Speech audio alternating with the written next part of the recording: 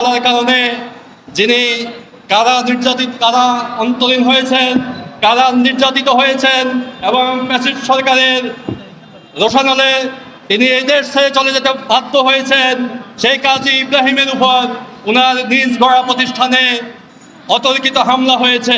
শুধু হামলা করেই ক্ষান্ত হয়নি, তিনি যখন থানায় গিয়েছিলেন ফ্যাসিস্টদের সেই উত্তরসূরিরা এখনো বিভিন্ন থানায় কর্মরত আছেন, তাদের উত্তরসূরিরা ওনার একটা জিডি পর্যন্ত নেয়নি।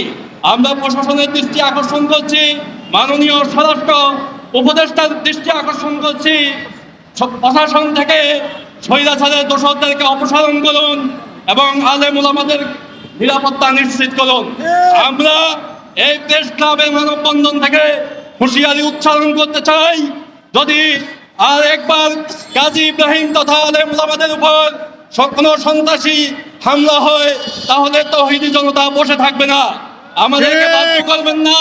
আমরা আপনাদের উপর আশা রাখতে চাই, আপনাদের উপর আমাদের বিশ্বাস আছে, আপনারা আপনাদের জ্ঞান এবং প্রজ্ঞা দিয়ে এই জুলুম জালিমদেরকে অতি সত্বর আইনের আওতায় নিয়ে আসবেন, এই আশাবাদ ব্যক্ত করে আমি আমার বক্তব্য শেষ করছি। আসসালামু আলাইকুম ওয়া রাহমাতুল্লাহ।